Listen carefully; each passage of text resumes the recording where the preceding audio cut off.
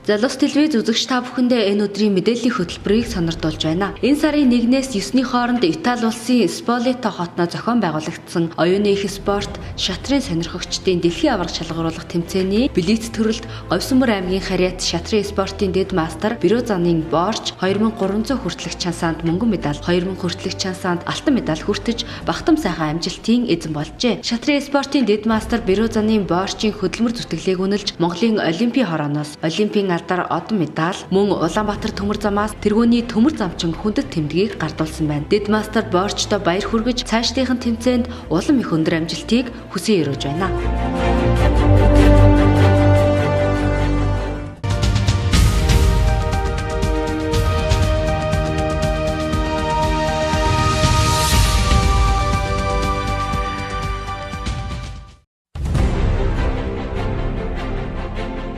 Дараагийн мэдээ Азийн волейболын холбооны ивэлдор зохион байгуулагддаг Азийн зүүн бүсийн эрэгтэйчүүдийн аварга шалгаруулах тэмцээн 2017 5 дугаар сарын 20-оос 26-ны хооронд зохион байгуулагдах гэж байна. Энэхүү тэмцээн нь Монгол улсын волейболын спорт үүсч хөгжсөний 90 жил, Монголын волейболын холбоо байгуулагдсаны 60 жилийн ойн хүрээнд зохиогдож буй томоохон арга хэмжээний нэг юм а. Тэмцээнд бүгд найрамдах Хятад ард улс, бүгд найрамдах Солонгос улс, бүгд найрамдах ардчилсан Солонгос улс, Япон, Хонконг, Тайван, Макао, Монгол зэрэг үндэсний 8 холбоо оролцохоор мэдүүлгээ ирүүлээд байгаа гинэ.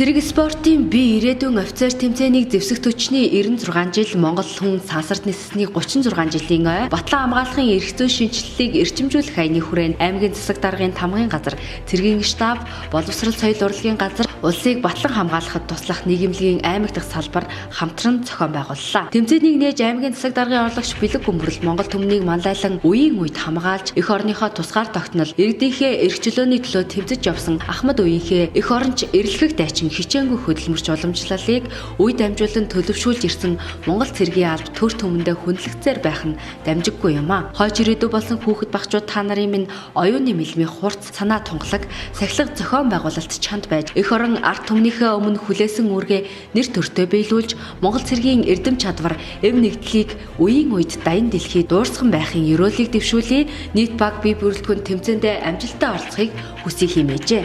Тэмцээнд ерөнхий боловсролын 4 сургууль, политехник коллежийн нийт 5 баг оролцож, авхаалж самбаагаас сорин өрсөлдлөө. Тэмцээний цэргийн штабын дарга дэд хурандаа Бат Эрдэнэ, аймгийн засаг даргын тамгын газрын хууль эрх зүйн хэлтсийн дарга Магван Сүрэн, нийгмийн бодлогын хэлтсийн ахлах мэргэжилтэн Анх Баатар, хууль эрх зүйн хэлтсийн мэргэжилтэн Хүслэн нар шүүн явуулсан ба багийн нэгдсэн дүнгээр Уул Уурхайн жишг сургууль, политехник коллежийн сүлд баг тэргүүн барь эзэлж 5 дугаар сургуулийн секунд баг, Шивэ Говь сумын 3 дугаар сургуулийн Энхий мана багууд удаах байруудад орсон байна.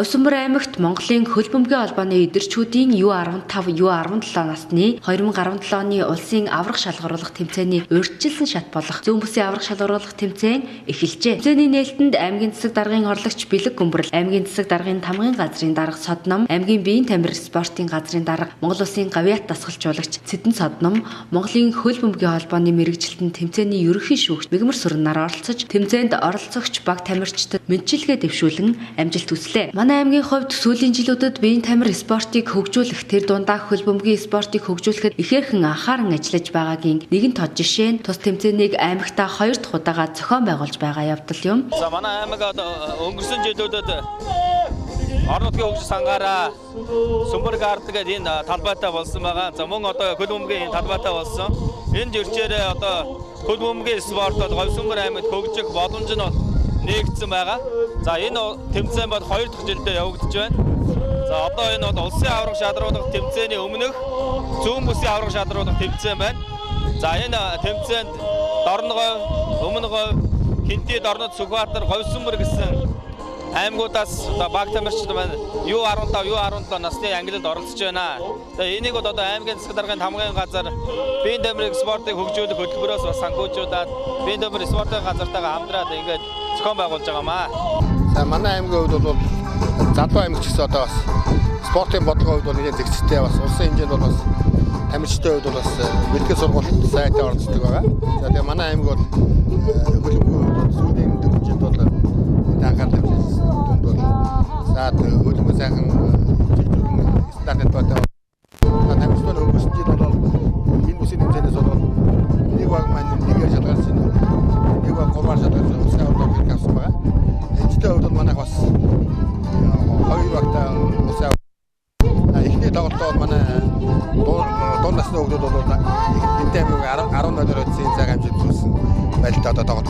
Энэ удаагийн зүүн бүсийн эдэрчүүдийн аврах шалгаруулах тэмцээнд гүн урсгал дасгалжуулагчтай Дорногов аймгийн U15, U17 насны ангиллын баг тамирчид, Өсөх баяр дасгалжуулагчтай Сүхбаатар аймгийн U15 насны ангиллын баг тамирчид, Батцайхан дасгалжуулагчтай Өмнөговь аймгийн U15 насны баг тамирчид, Од баяр дасгалжуулагчтай Хинтээ аймгийн U15 насны ангиллын баг тамирчид, Маргад Эрдэнэ дасгалжуулагчтай Дорнод аймгийн U15 насны баг тамирчид, Буян тогтох дасгалжуулагчтай Говьсүмбэр аймгийн U15, U17 насны баг тамирчдын 6 аймгийн 8 багийн дунд аваргуудаа тодруулах юм байна. Манай аймгийн хувьд эхний тоглолтоо Хинтээ аймгийн багтай хийж 10 тгийн харьцаатайгаар хожил байгуулсан байна. Та бүхнийг амралтын өдрүүдэд тус тэмцээнийг үзэж сонирхон баг тамирчдаа дэмжихийг урьж байна.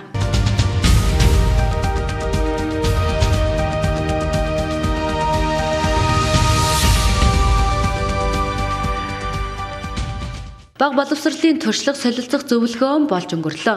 Боловсролын чанарын шинжилэл төслийн хүрээнд сургуулийн тэтгэлэг хөтөлбөрийг амжилттай хэрэгжүүлж, хүүхдийн хөгжлийг дэмжсэн сургалтын арга зүй туршлага солилцох энэ удаагийн зөвлөгөөнд аймгийн засаг даргын орлогч Бэлэг Гүмрэл, аймгийн засаг даргын тамгын газрын нийгмийн бодлогын хэлтсийн дарга Уран Цэцэг, Сүмбэр сумын засаг даргын орлогч Хишиг Дорж, аймгийн боловсрол соёл урлагийн газрын дарга Мөнхцул, мэрэгжилтэн Энх Амгалан, Дундгов аймгийн ерөнхий боловсролын сургуулиудын бага ангийн багш нар болон аймгийн ерөнхий боловсролын сургуулиудын залуу багш нар, удирдлагууд, Ахмад багш нарын төлөөлөл оролцож байна. Өнөөдөр боловсрол соёл урлагийн газар дэлхийн зүүн олон улсын байгууллага 1-р сургуультай хамтран бага боловсролын хүрээнд 2016-аас 17 оны хичээлийн жилийн туршлага солилцох зөвлөгөөнийг зохион байгуулж байна.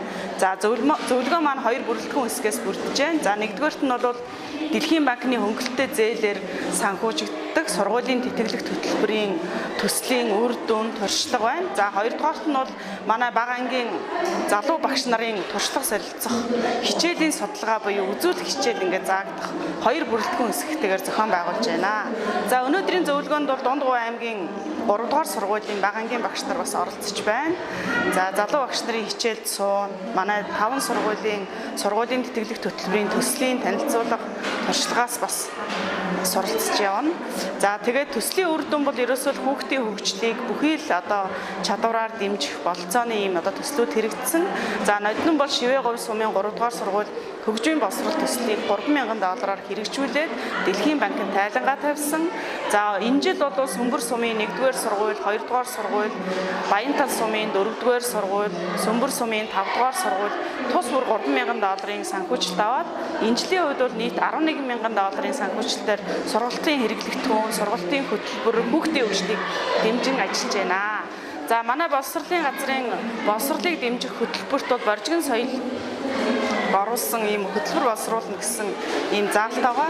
За энэ дээр бол 5 дугаар сургууль боржгон соёлын суралцгай гэдэг одоо хөтөлбөрийг туршиж байна.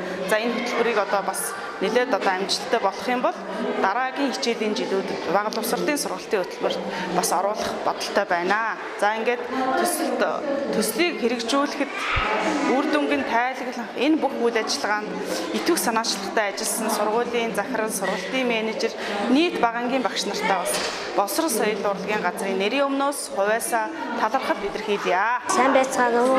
Говьсүмбэр аймгийн ард иргэдээ удирдлагуудаа сургуулийн хамт олон 5 сургуулийн хамт олон эрхэм үндэт багшраа та бүхний энэ өдрийн амар амгалан айлтгаж ажлын амжилт хүссэн дунд говьчуудаа төлөөлөн мэдчилж байна. За бид 23 хүний баг бүрэлдэхүүнтэй энэ Говьсүмбэр аймгийнхаа 5 сургуулийн боловсрын шангарын шинжилтийн хүрээнд сургуулийн тэтгэл төлбөрөөр хэрхэн хэрэгжүүлж байгаа нэгдүгээр, хоёрдугаар залуу багшраа хэрхэн чадваржуулж байгаа, гуравдугаар боловсрон соёлын шинжилгээ спорт урлагийн яамны смарт буюу ухаалаг сургуулийг төслийг хэрхэн хэрэгжүүлж байгаа гэсэн энэ гурван том туршлагатай танилцах зорилттой тавин өнөөдөр нэг өдрийн хугацаанд хамтран ажиллаж байна.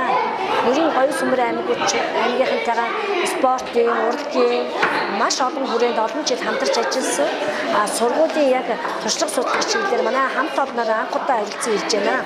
За ингээд энэ ажлыг дүгнэж үзэхэд цаг хугацаа хэмнэсэн ажлаа бол одоо яг бодиттой хэрэгжүүлж нэг зорилгын дээр нэгдэж ажиллах, давуу талаа олж харах, мөн одоо ирээдүйд өөрсдийнхөө одоо том үйл ажиллагаа болох энэ суур хундааныг бол сайхан тавьсан ийм гоё ажил байна гэж олж харж байна. Үүнээс суралцах юм маш их байна. За ингээ манай залуу багш нар бол ер нь голдож ирсэн байгаа. Тэгээд бага энгийн бүрэлдэхүүн 50%-тэй. Ингээд бол бага хамт томлон баг нь одоо эрсдэл олж ол замаг дүүрэн нутагтаа буцнаа гэдэг итгэлтэй та бүхэнтэй хамтарч ажиллаж байгаадаа маш их баяртай байна.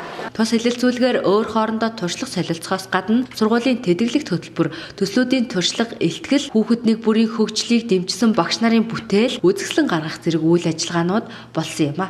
Сургуулийн гурван хүүхэдтэйгээр суралцсан ярих чадварыг хөгжүүлэх дугуйн нэлээд сурагчдаас үрж байна. Орон